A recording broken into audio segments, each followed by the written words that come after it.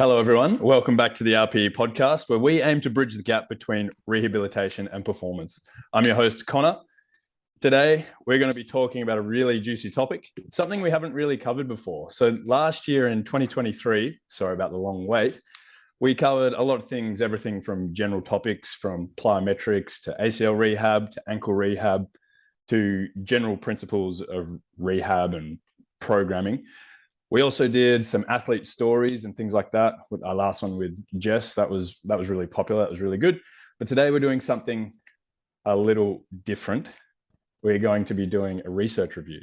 So we're going to be looking at a research article. We're going to be analyzing, taking it apart, and then looking at how we can apply that to our practice, whether it be in rehab, whether it be in performance, and just seeing whether we think some of the concepts are applicable or whether we need to work on them a little bit. So as usual, I'm joined by Steve. How are you, mate? Yeah, mate, doing well. It's bloody hot up here at the moment.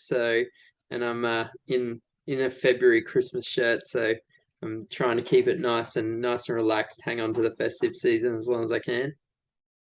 Good. So not only joining myself and Steve today, we've brought in a heavy hitter of the profession, one of our close mates, who's also had a mention in a previous episode. If you listen to our chat with Jess, you will have heard this guy before, and that is Nathaniel Mills. How are you, mate? Good, boys. I'm good. Thanks for having me. And don't complain about being hot, mate. It's hot up here in Rocky. So I think there's no doubt about when I say that the person who is struggling the most with the heat is me down in Tasmania. I think Rocky, there's no heat at all. Brizzy, no heat. Tassie, it's cooked, man. Like, it is so hot. It's pretty hot down there. Yeah. No, thanks for coming on, man. I remember we caught up for uni, a couple of weeks ago now. We had everyone back in the same spot after not having seen everyone for 3 or 4 years, thanks to a little pandemic. But Nathaniel came up to me and he said, "Hey, mate, I really like what you're doing with the podcast. How can I get involved?" And we thought this would be a great avenue to get Nat on because he is a very well-educated guy. He does have a couple of degrees. He's got not only a physiotherapy degree, but I believe it's a chemical engineering degree. Is that right? Yeah, it's a very expensive piece of paper, a chemical metallurgical engineering degree that I haven't used. So Great. So yes. Before we get into the paper today, do you just want to give us a little bit of a background into yourself, kind of how you got into the profession, and then kind of what you're up to now, and then we'll crack in? Yeah, I got to try and keep it short because my usual spiel goes for about 10 minutes. But basically, when I was finishing school, I couldn't pick between physio and engineering. I did engineering because my mates were doing it. Hated that. Long story short, my folks wouldn't let me drop out of it, so I finished the degree. Come out in a bit of a mining downturn, and I wasn't super passionate about it to begin with. Did like 50 job interviews for a graduate position, couldn't get it. And then my missus, who's a physio, Liz, she sort of convinced me to put my ATAR in for a physio, and I haven't looked back. I've always sort of wanted to help people. I've always enjoyed like teaching people, helping people. So I feel like physio is just a really good marriage of sort of like teaching people new skills, teaching people how to do things that they're struggling to do, helping them. And as far as like my career progression, it's been a bit of a weird and wonderful journey from new graduate to where I am now. I started in private practice in Brisbane, then we moved up to Rockhampton. I did another 2 years of private practice. And while I was in that private practice in Rockhampton, naturally just sort of fell into neuro. Basically, the guy who was doing neuro at our clinic in Rocky, he moved out to Blackwater, and someone basically had to pick up the caseload. Being relatively new to the clinic and to the area, I was pretty keen to sort of just put my hand up for anything, and no one else really wanted to take on these clients. And I thought, well, look, if no one else will do it, I'm pretty keen to give it a go. I've got no idea what I'm doing, but I'll have a crack. And and now I'm practicing by myself as a home physio, pretty well exclusively seeing NDIS participants, and it's mostly neuro clients. And I guess I'm hoping to apply some of the S&C stuff to the neuro space. I think I was talking to Connor about this before the show, Steve, and basically I think we tend to wrap our neuro clients in cotton wool. Like we're really afraid that they're going to fall, they're going to break themselves. And I think they're a population that have a lot of potential and just don't get loaded near enough. And this is something I sort of want to be able to transfer back into the neurospace and see if we can push it a lot more than what we are. I want to jump in with my two biggest bugbears on neuro research, things that like just give me the biggest shits ever. Like one was when I was learning about motor neuron disease, and it was just like exercise, like almost contraindicated. It's like, don't do it, waste time, you're just gonna waste your energy. You look at all the research studies that have been done, and they've like, yeah, this person was really fatigued after doing 3 sets of 15 RM. Just like one, like the fuck, that's like so many reps for someone who's never done exercise. I would be destroyed. And like 15 RM, like how could you then repeat it? Like obviously A, it probably wasn't an RM because you could repeat it, but then B, why the fuck are they throwing that much volume? And then they're like, yeah, this person has like neurological fatigue and we just tried to kill them, and yeah, they didn't enjoy it very much. And then like MS, the more progressive stuff is coming on more now, using like auto regulation and everything, which is actually cool, and using power training, like some Parkies kind of stuff where they're doing like low rep, high load, and all like high velocity, and that's actually cool to see. But like some of the earlier stuff, there was like giving you rubbish or even like somehow good results, and you're just like, all right, I have no idea how you thought this program was going to work for anyone. Sorry, that's my rant off. And the other thing I wanted to say, as a chemical engineer, Nate, would you be able to just recite the Krebs cycle for us, please, and just to show your credibility? What's a Krebs? Mate, I think you're the only person in our degree who could cite the Krebs cycle. I can't remember it. No, just taking the piss. I wanted to make a joke when you said full of potentials. Like, yeah, full of potential, just not action potentials. Something, something horrible. Like the old that. Krebs cycle. I thought I was done with the Krebs cycle. I should have known being on a podcast with you, Steve, would bring it up again. Yep. So you're an engineer, mate. Chemical. Not that kind. Cool. So outside of work, Nat, what do you like to do? Where can we find you? I mean, I used to play a lot of squash, probably not as much anymore. At the moment, I'm doing a lot of Pilates, and don't shoot me. A lot of Pilates. Pilates is great for you. It is. It's just a bit of a hot topic in the physio space, I think. Can be a little bit polarizing, but maybe we'll talk about that another time. And golf. Golf's my main passion at the moment. I've spent like 3 hours down there this afternoon. Being a sole practitioner, I get a bit of spare time to shoot down to the course. Just and not having a 2-year-old at the moment as well gives me a little bit more time. But yeah, mostly golf at the moment. Great. Good luck with that later. Yeah, I know. So before we jump in, a couple of things. We have had a big hiatus from the podcast, but we haven't been doing nothing. Like we have been planning, we have been trying to organize things in the pipeline for the future.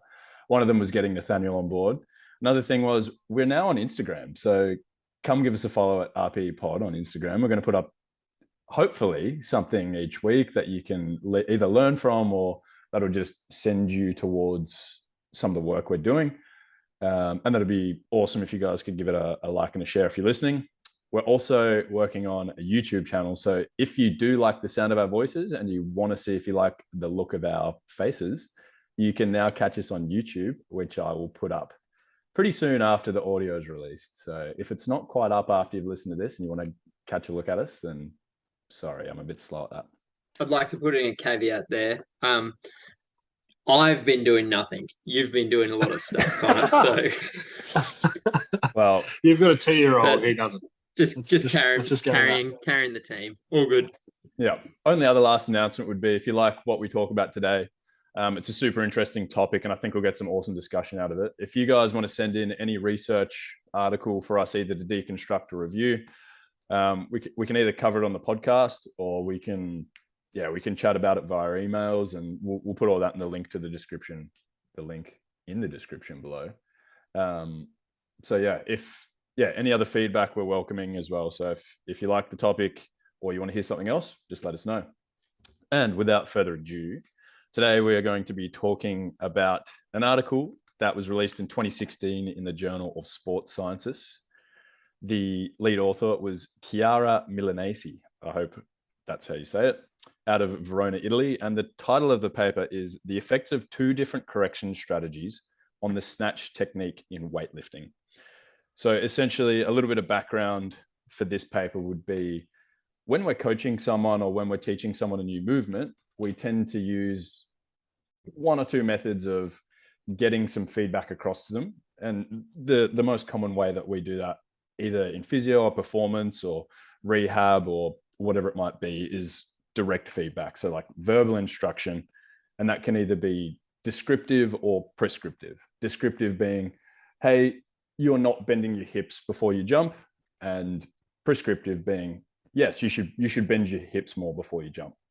So that's one type of feedback that you can give to someone who's trying to learn a new skill.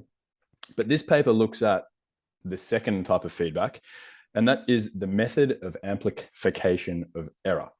So essentially, the person does the movement, and then whatever they see to be the primary error or the primary thing that they didn't do so well, if we can call it an error, we'll go over that, in their movement, if we actually tell them to do the opposite thing, will their body self-organize and try to figure out its own way to do it?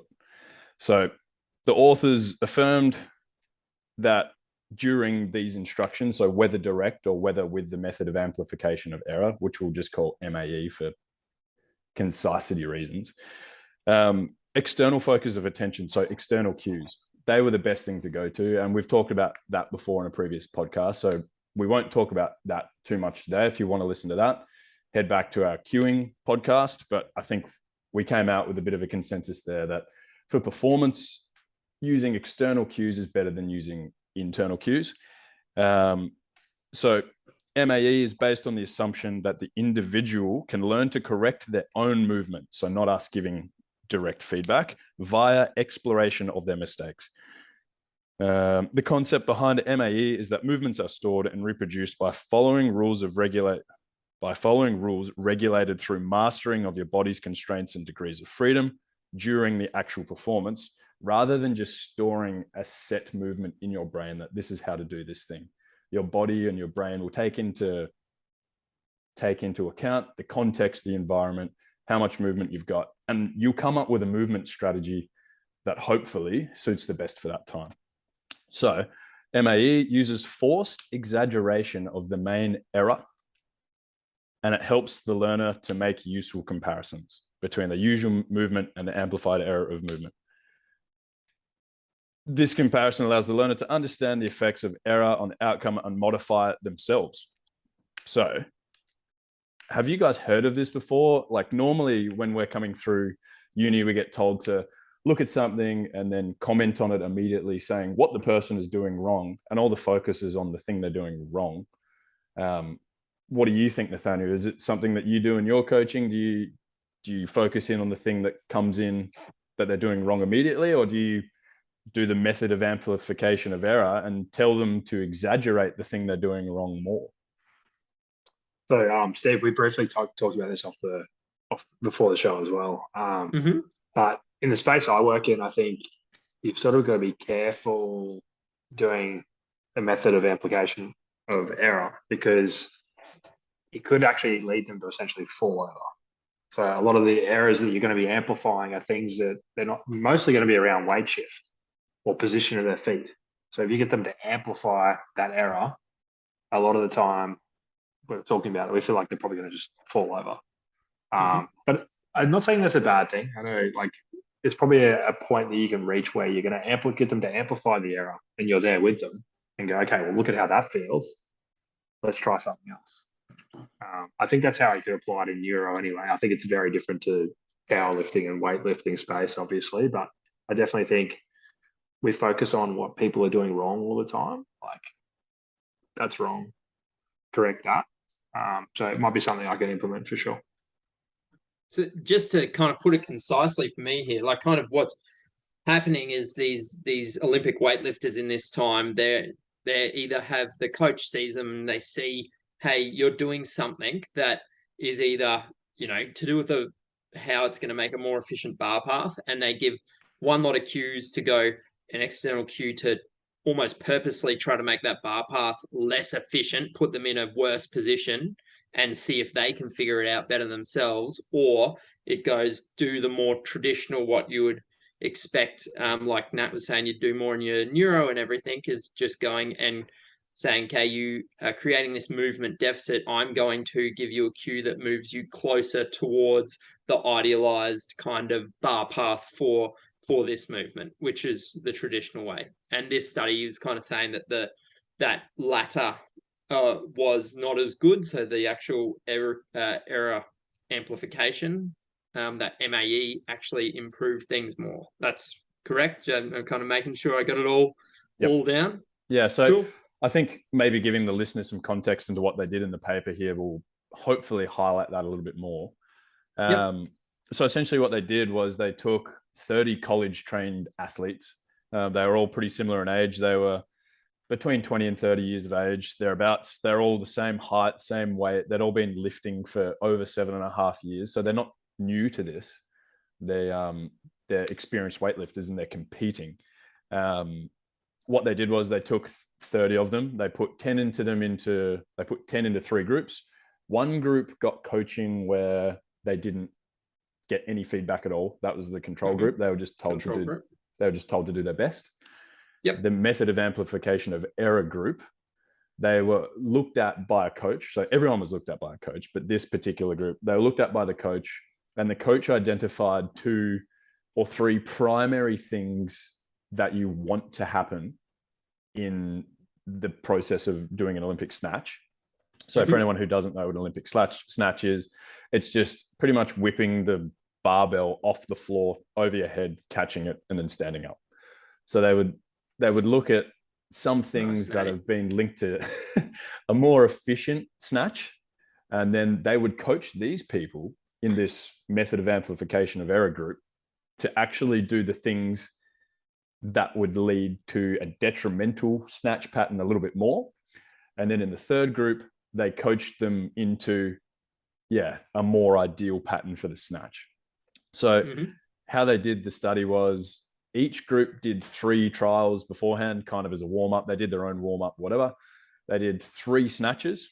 They had a quick break. The coach, who was a professional coach, and they had like all sorts of motion capture monitors to capture analysis on body parts, where they were going, the velocity of the bar, the symmetry, all of that kind of stuff. This professional coach analyzed all of that stuff. And then after 3 trials, he would say to the method of amplification of error group, using like a semi-external cue, a given saying. So for the method of amplification, he said, move your chest behind the bar as far as possible at the start position. So for those of you who don't know snatching, you don't want your chest to be very far behind the bar at the start of the snatch. He told them to exaggerate it. And for those in the direct instruction... And Connor, you'll probably, because that'll make the bar end, like the path of the bar, rather than being close to you, it'll get further away and out in front, and then it'll want to go back behind you further when you're trying to catch it, make it harder to catch in that top position. Yeah. So the snatch should be an S kind of shape, like a up from the floor and then in behind, but you don't want it to be a big loopy S. You want it to be a nice tight S. So what they did with the MAE group, they said, move your chest behind the bar as far as possible. So you're literally moving the bar out away from you. But in the direct instruction feedback, they told them to keep, they said, quote, your chest was too far behind the bar. Keep your chest over the bar as far as possible at the start position. And then obviously they did that on trials 1, 3, 5, and 7. And on trials 2, 4, 6, and 8, they just told them to do their best. Then after those 8 trials, they got them to do 3 on their own kind of thing. And they just said, cool, do your best. We'll see what happens. Everybody went away for a week. They came back a week later and they did the same. They checked their snatch. I think they did 3 trials in the second week. So they did 3 snatches the second week.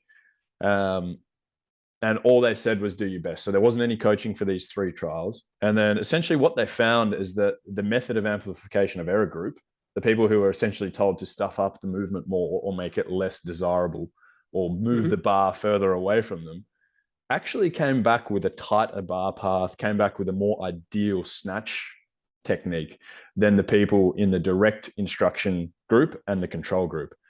A caveat to that is, yep, the direct instruction group did get better than control group, but even between groups, the method of amplification of error group was significantly better than the direct feedback group. So, yeah, did that surprise anyone? For me, it's not a new concept in any of that. Like I think in the course that I take, I talk about how they've known for a while. Say, I think one of the first studies on this was used with like workers and mouse work with like gain differences, and they found that if they kind of did say that they made, if you went left every now and then, it would make it go right, and the people who they did that versus, or the people who they made the gain way more, they could actually more quickly figure adjust out quickly. Adjust quickly kind of how they were using their mouse versus people who had only very small errors that weren't as easy to recognize. So there's definitely that kind of part that this research is kind of building on. And then I think also, I guess in coaching, these type of things have been used quite often. And the other one is that contextual interference. I think of with this as well, being like, when you teach someone something and you start to get, and then you want to almost get them into doing something that's really different to that task that you were getting them to do, but using similar areas so they can kind of map in their brain, go, oh geez, this was a complete different movement pattern, and then you take them back to that original one and it becomes more robust. And I also have used this MAE without having known that that's what it was kind of called, in a lot of times in like teaching someone like jumping landing strategies, going into the hips and whatnot. So knowing that it would improve something better wasn't a shock to me. Interesting to know, we don't really know what they did in between the weeks in between, like in that week in between. I think it said that they trained normal training as normal. Yeah, they did 15 hours of training. We don't really know what they did as far as like what cueing they were kind of using themselves and thinking. You know what I mean? Like, so yeah, for sure. It is interesting because sometimes though, what I've found in my coaching kind of experience of this is sometimes if I'm doing, say, this with jumping, I'll do people who are landing way into the knees and just falling forward. Sometimes I'll put tie a band in front of them. I'll stand in front of them, get them to jump, and it'll make them kind of fall over forward. And then what they've realized though from that is, okay, oh geez, I need to go. And then the cues that they're giving themselves are like an external cue that goes posterior, because they have realized that they have that, they've kind of picked up that big error and they know they have to do the opposite. So it's not me giving them that direct, or sometimes it is, sometimes it's, how's it feel? Hey, I feel like I'm falling over heaps. I feel like the weight shift is going over. What do you have to do to get, I got to shift back? And so it's hard to go, are they just thinking, hey, I know that I have to kind of shift back in that scenario? Or are they still inherently like trying to fix a shift forward? You can't really go, are they actually just turning that error amplified cue into direct just feedback, directed cue? Yeah, exactly. You know what I mean? 100%. So like they've figured out by making the error that, oh, that was shit, that sucked. Like they give themselves the direct cue. Exactly. That's kind of how I implement it in coaching. So it's not that, it's kind of almost testing an A plus B to me as well here, because, well, that in my head is what my athletes, when I've used this, have done, is that. So that's the only thing that you can't really rule out here, is that you're just testing an A versus an A plus B, where, correct, they've actually got that initial cue, but then they also get the benefit of, oh, okay, that was the wrong one. I'm going to use a like internalize or externalize a directed cue that's posterior myself. So I think it's useful to point out a fault that someone's making, because it allows them to get that and feel it a lot easier, and then kind of, I don't know, that I think I was talking to you guys that environmental what is it? Not context, construct validity was the other one, ecological validity, where like if I were using this in clinic, I would always either help them come to that direct cue, or like they would probably come to that direct cue themselves. Like I wouldn't only just kind of bugger it up, but maybe It's if they could design a study to really constrain that and make sure that the people could never yeah. practice the other way, or make sure they weren't thinking that other way, that would change the way that I coached. But usually I put these two things together. It's almost like motivational interviewing via movement. Like you have your goal task in mind, or you have your goal behavior in mind, and you're just like, all right, so what can we do about that? Oh, okay, so you've thought about that. What can we do next? Like blah blah blah. You're not giving the person the answer. You know the answer, and you're trying to direct them towards the answer. But potentially them figuring it out on their own is way more meaningful and way more impactful, because the self-efficacy of it goes up. They figure, oh yeah, I'm actually good at this. They get some confidence out of it. They understand it better.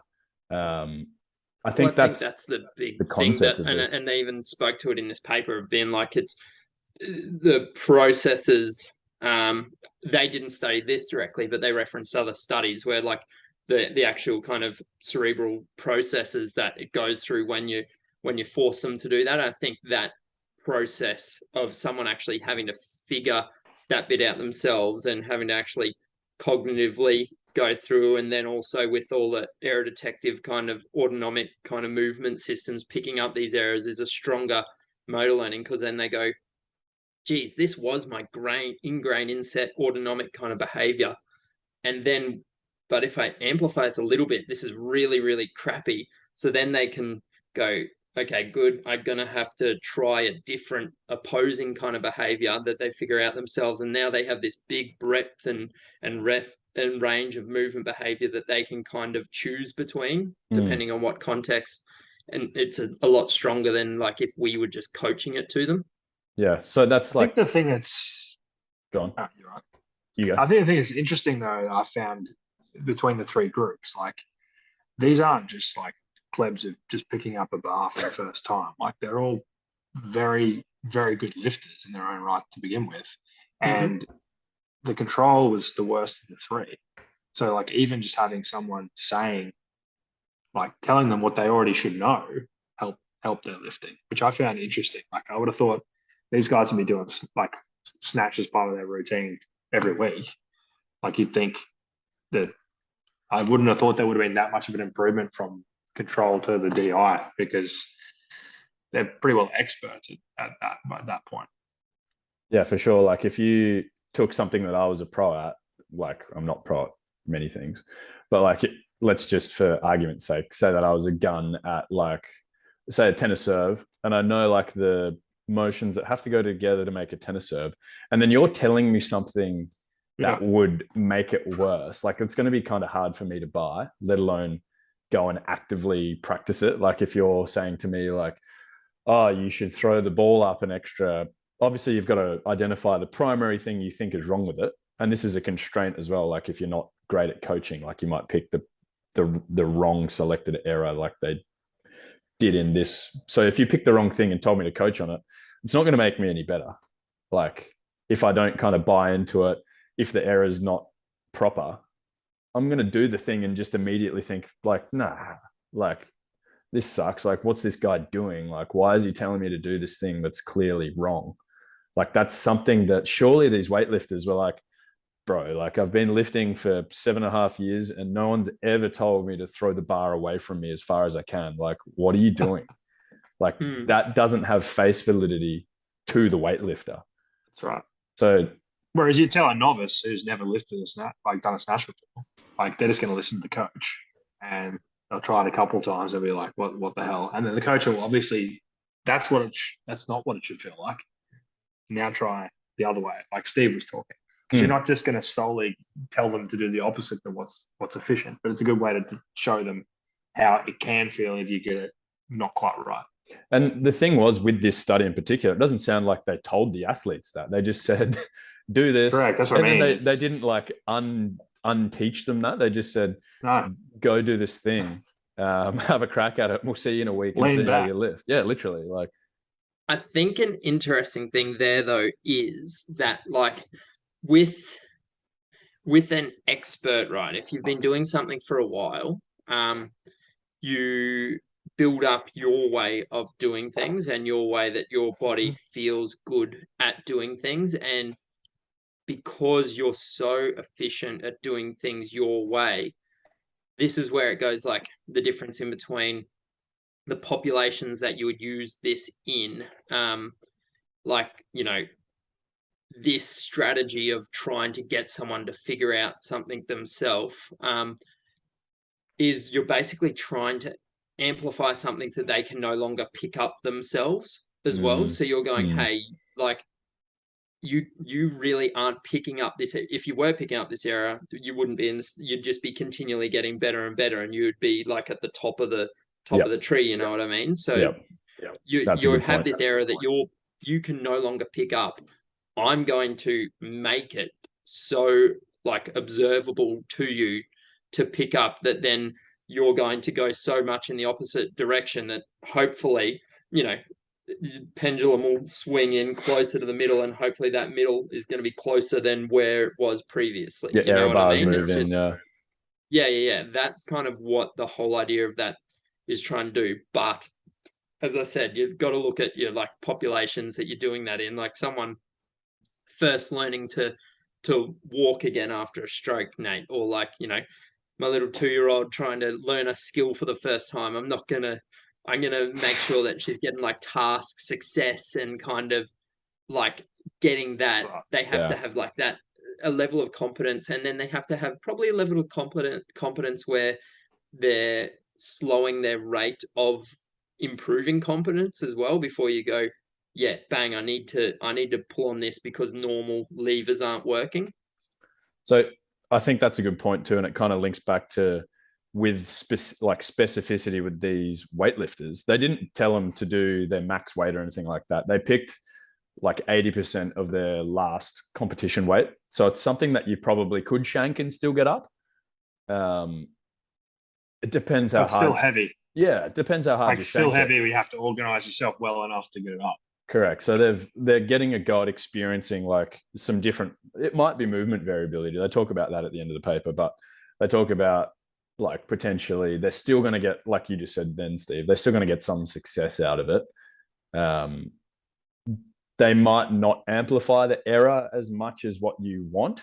Like you might be telling them to exaggerate the crap out of it, but what exaggerating the crap out of it feels like to them might actually look a lot tighter than like the bar being out here, for instance. Well, if we have a look at the results there, the things like, yes, this is where like statistical significance and like clinically meaningful difference and everything has to kind of come into it. Like you're looking at things like, you know, and yes, it is clinically meaningful in something like weightlifting where every 1% is going to like get you, you know, possibly a gold medal or whatever versus a silver and whatnot. But like you're looking at like things of couple of centimeters maximum difference, you know what I mean? So it's like it's not like one thing they put it 30 centimeters further in front of them versus you're looking like the paths that the bars took were all quite close together. You probably have the I just can't remember the numbers off by head from the reading, but you probably have them in front of you there, but they weren't.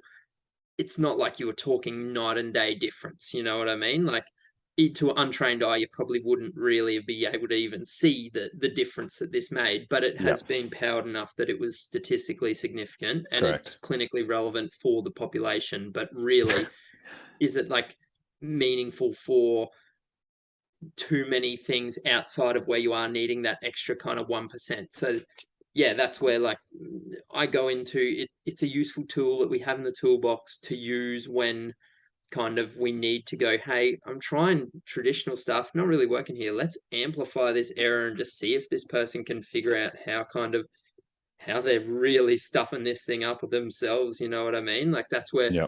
I see it more as kind of, okay, their pendulum is sitting right over to the right. I'm going to push it way further to the right. So that way it swings way over to the left and they realize that the left side even exists. You know what I mean? And then they're going to come back somewhere further over there rather than trying to make these, like in our jobs anyway, trying to make these like little 2 centimeter kind of differences, I guess. Yeah. Like if you're looking at the results, like you said, that if I didn't know that they're statistically significant or whatever, I can see that they're on like a downward trend in the MAE group and the DI group. And funnily enough, in the control group, they actually got apparently worse at weightlifting in the week between giving them no feedback, making them do 10 lifts, 15 hours of training, and then do another 10 lifts. They somehow got variability. Yeah, it's just like, was it? That had a shit week. Yeah, literally. What did everyone one dude just was cooked. He went out on the piss the night before. He lifted a couple of times, and his performance was cooked. Like the error bars are pretty minimal, but like literally, is it because it is a small sample size? Did everyone in the MAE group just have a shit hot day? That's right. Like, is it such a small group? Is it like, if we talk about a normal distribution, is it 2 standard deviations out of their normal? Probably not. Like, yeah, no. So, and again, that's a limitation of this study. Does it show us like that they maintained that improvement in performance compared to what is optimal, like longer than a week? That would be something interesting to see. And I think it's monitoring what they're doing, like training outside of that trial. That's what What Steve was talking about. Are they receiving that cue, like, or are they receiving different cues for that 15 hours? Like 15 hours is way longer than the trial.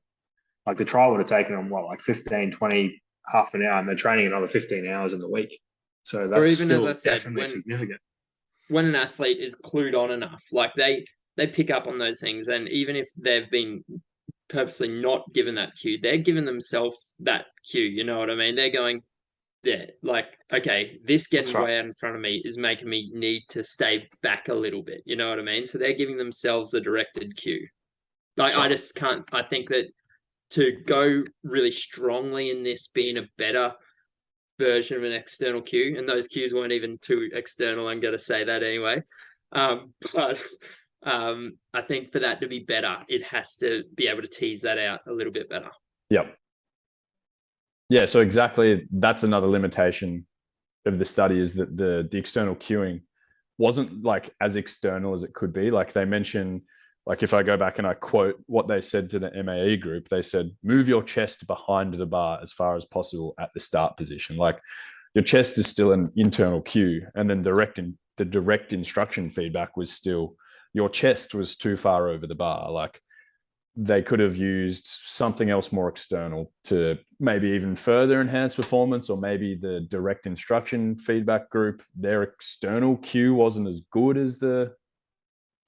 Well, and really what we know about this, and again, like stuff I teach in the course, is that like even better to like set up the environment, and then like the closer, so I guess they're probably using chest because like if you bring something, the closer you bring the cue to the body's person, the more like tighter range or narrowed into kind of focusing around that body's person. And that's where you're wanting the bar path to be the closest. So whereas if you, I guess, set up an environmental constraint external too, but I would still be looking at some way of setting up the environment instead, where there was something, either an affordance or constraint, say that they had to be getting their body to kind of thing. And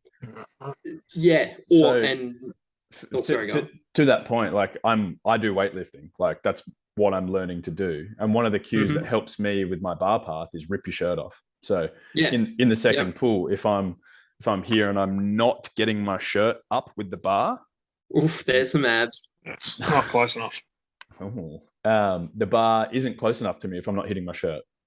Yeah. So they could have said, that's a cue that I give, definitely. Move the bar away from, I don't want the bar to touch your shirt. Move the bar as far away from your shirt as you could. Like that. There's another cue, but it's not as PG. Squash. It's also more external. Squash the goods. Yeah. No, so like that's just one thing that I think potentially, I don't know if we may have seen even better. Yeah. It's interesting. You may have seen even better because, definitely, like for setting up constraints, it's been shown, time and time again to be better to just have an environment rather than thinking about yourself to be able to perform a tighter movement pattern. So that's definitely everything from soccer kicking to golf shots to learning basics like gait. So it seems to be better. You might actually, Nate. Sorry, guess I know we wanted like 10 minutes, but neuro, that was the one place where it was actually we had a lot of. They always did knowledge of results and had all the cups on the walls and everything that you're aiming for. There was so much knowledge of performance, interesting, like so much internal stuff as well, being like talking about, like you're always talking about foot play. It's probably that weird mixed place where, because they actually don't have awareness of that limb or whatever, you're having to do the internal cue, which is better for EMG activity. But I'm just thinking of this as I'm saying it though. But internal cue, which is better for like EMG activity, but with like an external cue, which is better for performance. Have you looked into that? That's just where my head goes straight away, is why they would do so internalized cues for like getting I haven't looked onto the body into and talking about the body, but then having external kind of environmental setups as well, like knowledge of results and all that type of stuff. Yeah, I mean, it's interesting because I think sometimes too, like they're obviously going to have impaired proprioception as well. So I often wonder, like, how good are those external cues actually? And like a lot of the time, sometimes the people who've had the stroke have had a cerebellum stroke. So like, how well can they actually organize them in space? Like, are our cues even really like, are they even like appropriate for them? Like we think, like if that was me stepping up and I'm going to kick the wall, but like, is that cue even, does it register, like, helpful for them? Exactly. Yeah, that's like, right. Exactly. What does it actually mean? Touch the cup. Oh, I can't feel the cup. You're touching the cup, or who cares? Yeah. Like, It's a bad cue. I don't know where my ankle is in space. Like, I don't know where my ankle is. So like, me hitting that cup, what does that even mean? Like, I'm just kicking the cup. I'm not succeeding in the task you've got me to do, but like, what does that mean? If the error in the task is not hitting the cup, is your method of amplification of error, don't hit the cup, don't even touch the cup, and then they're not moving it. And you're like, yes, you're killing this. And then they're like, woo! But they're not getting better at anything. So like, yeah. Like, I mean, the cue stuff in neuro is interesting because you go down that path of like, you go down a rabbit hole around whether or not like those cues are ideal, because, and then you also introduce the fact that language can be an issue as well. So like, are they actually understanding the instructions that you're giving them? I typically will use external cues. I actually don't use internal cues that much. I usually use a target, but it's something I need to look at. And I'm looking at just doing a bit of a muck around with some of the MAE stuff that we talked about today with like some of my higher level stroke patients that have balance deficits, and just seeing whether or not we can make any change in their gait. But I mean, this is the sort of thing, like, these people only really improve over the course of like many years of like repetitive exercise. So like, and that's where this would be interesting, of being like this study of being, okay, how I apply MAE is I apply it, but then it's like applying it to get them to realize there was an issue, and then I stop applying it because I don't want them to be continually practicing the wrong thing. Yeah, the issue. You know what I mean? So I think the over premise of long term. I think the premise of the paper is, though, that if they've taken the issue into account, if it's such like a ingrained thing, or it's something they haven't even registered with before, they'll naturally select something between, even if you don't tell them that. Yeah, okay. I think, because I did have a look that's what they haven't tested though. That's the limitation there. They haven't tested that. I had a look at these group of authors, and they've tested it also in a golf swing, and they've also tested it in a broad jump. So they tested it in different populations. They tested the broad jump in preschoolers, so like kids in prep, and they got them to jump too far, and some of the they got them to jump as far as they could. And some of the errors they saw were like, oh, this kid doesn't bend at all at the hips, or this kid's knees are fully extended before they like leave the ground, or something like that. I can't remember exactly what it was. And what they found was that if they told the kids to amplify the error. So like, all right, I want you to keep your legs as stiff as you can. So keep them dead straight and then jump. They got them to do it 3 times. And then they said, now jump as far as you can, do whatever you want, forget what I said. Then they nailed it. Yeah. And same nice. That's cool. Same with the golf swing. I just looked at these. They might be interesting to look at in the future. Yeah, that's cool. The other one was a golf swing. And what they noticed, the main error in the group that they had, was that they weren't transferring weight onto their back foot, or vice versa. Was it their front foot? They weren't transferring it onto their back foot during their backswing. Yeah. And then when they were coming through, they weren't transferring it again onto their front foot. So what they instructed them to do was keep all the weight on their front foot throughout the swing. Yeah, and it's terrible. And then they got them to do it a few times. And then when they were like, oh, yeah, that's shit. Let's do whatever you want. Hit the ball, forgot what I said. They're like, I don't know how they measured it, but their driving improved. So cool. I think I'm going to have to give that a try tomorrow, I think. I think it kind of has been tested, but like it's only been tested, and this is getting along with the limitations of the study thing. It's only been tested in like really closed schools. It's only been tested in able-bodied individuals, like no amputees or people with diseases, and they allude to that in the discussion. They said further research will also be necessary to evaluate the persistence of the effects over time, which we just talked about, under psychologically stressful conditions, so more open environments. And we still need to explore the impact of MAE on learning of other sport tasks in novice and elite athletes to confirm continued success. Another extremely important field of research would be adapted physical activity, where it is important to develop and evaluate efficient therapeutic interventions aimed at improving balance and coordination. For example, help a person with a lower limb amputation relearn balance skills and weight transfer. So they're all the limitations we just spoke about with you, Nat, and that's kind of alluding towards the limitations you're getting at there, Steve, where it hasn't been checked in more open environments. I think that's awesome for this paper and these authors to be like, okay, here's the gap. Like maybe we study this in the future and go from there. Yeah, definitely. I think that's a good place for them to go. Cool. And of course over a longer period as well. But I mean, most studies are financially unable to do a study over a long period of time. Like maybe even over the course of like 3 to 4 months, 3 to 6 months, rather tn just the 1 week after, like see if there's any retention. The other thing I'd really like to see from these guys is like another, like a qualitative part to it where they ask the learner of their experience and ask the learner what they perceived with the cue, and then what they actually like, why they ended up choosing the movement pattern they did. And if it, like my hypothesis would be that it just directed them to give themselves a direct cue. What is it about the method of amplification of error that makes them better? Is it the fact that it's movement variability and they're just doing something out of the ordinary and their body's figuring it out? Or are they internally recognizing the error and self-correcting thinking based on, okay, that was shit, I'm not going to do that this time? Like, what's the difference between those two? Automatic or a cognitive kind of process? Is it subconscious? Probably a bit of both. Yeah. And they allude to the fact that this is one of the first studies where they actually got qualitative analysis, but they got it from the coach. So the coach was the one who said, the bar path is a bit out of line or whatever, or their left shoulder's like not catching at the same point as their right shoulder, or their right foot's blah, blah, blah. Like they measured all this stuff and the coach gave qualitative results. But again, that's probably like they had movement markers everywhere. Is that still just like quantitative in a way, just the coach reflecting on? Yeah, it's just like describing exactly. It. Like I don't know how quantitative that is. Yeah, I'd love to see the athlete's qualitative experience of it, because that would really let us know which is what a coach would normally do. Like at the end, you ask, how did that feel, and why did you do what you did? Cool. Any other limitations or any other thoughts on this paper?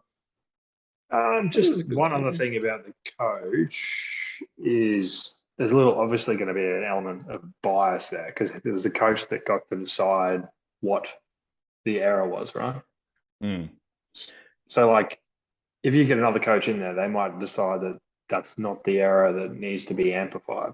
And that limitation is that you've got to, they mentioned that as well, that you have to. Like if Steve goes in there, he might be like, well, actually, it's not the fact that their shoulders are too far back. It's some other issue in the lift. If you identify the wrong, or if you prioritize the wrong movement error in quotes, you're probably not going to get the same result.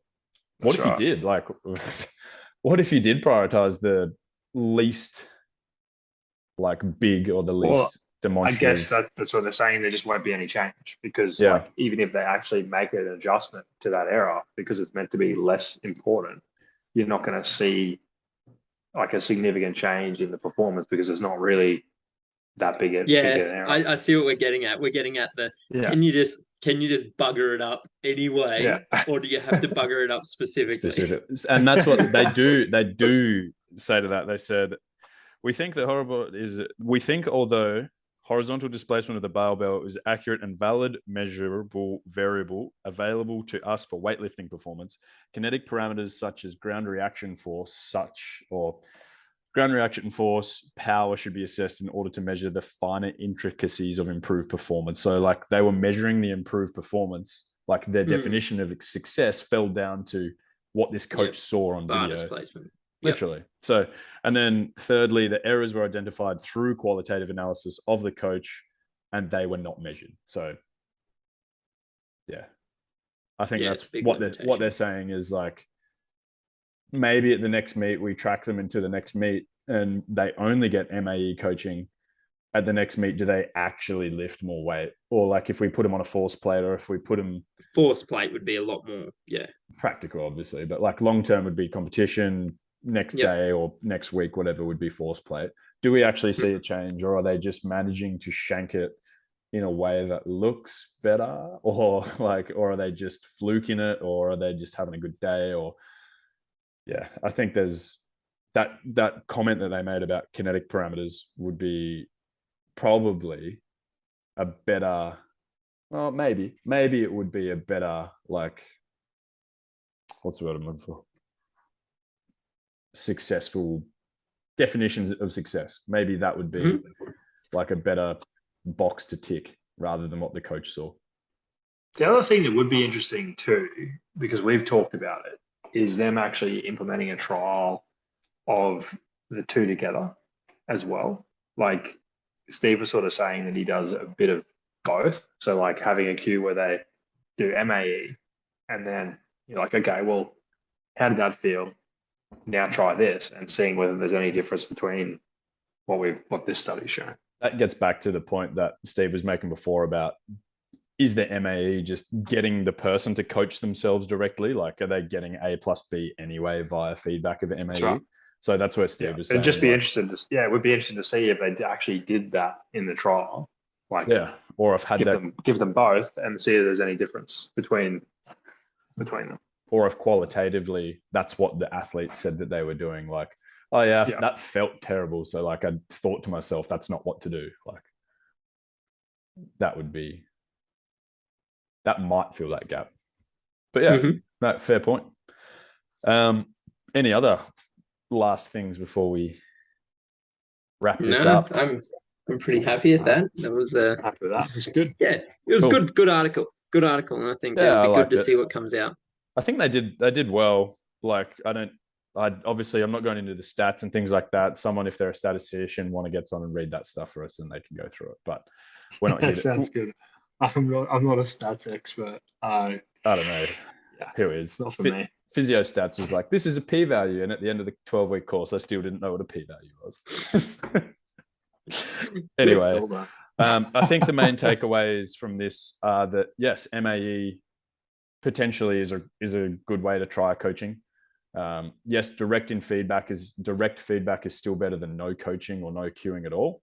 But if you're struggling to get the results you want, maybe try some method of amplification of error. Like I think I've already tried it since reading this paper during the week, just on sit to stands. Like, okay, I don't want you to bend forward when you stand up. Like, yes, internal cue, but after keep your trunk back. Literally, keep your back against the wall as you stand up. Never tried standing up. Yeah. What an absolute nightmare. Yeah, I feel sorry for your clients. That sounds rough. All right, stand up without bending forwards. I can't do that.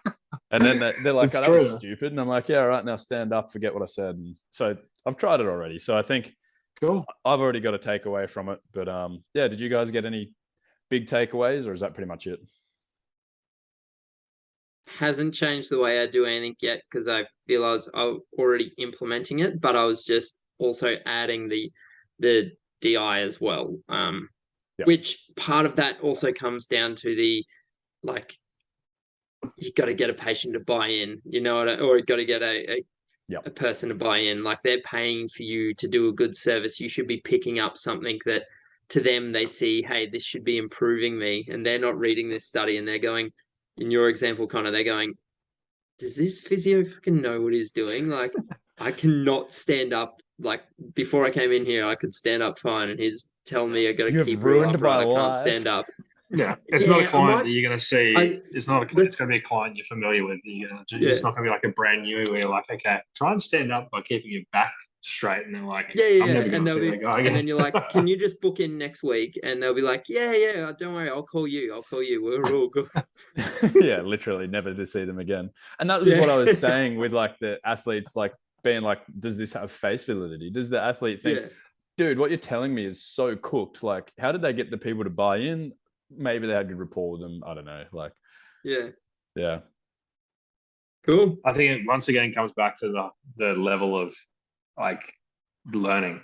Like same thing. Like Yep.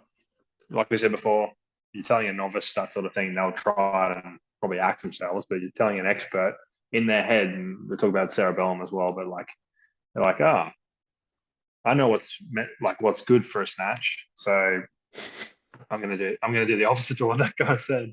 So Yeah. I don't know. But it's just like maybe that little light bulb where they're like, maybe I'm not quite getting that right. Yeah. Cool. So I think that wraps up today's article. We will link it in the description below. We'll also link all of the Instagram page, YouTube, where you can find me, you can find Steve, or you can find Nathaniel. If you have any questions or any feedback, send it in. We'll put our email, which we also have now, in the link below. Jeez, we're doing well. RPE@gmail.com or what? Yeah, we're taking over the world. No. Nice. One paper at a time. But no, if you guys like today's show, let us know. Give us a rating. Leave us a like. Follow us. Do whatever you can, because yeah, if we can get this information out to as many people as possible, then we feel like we're making a difference. So thanks again for tuning in to the RPE podcast, and we'll see you next time. Thanks.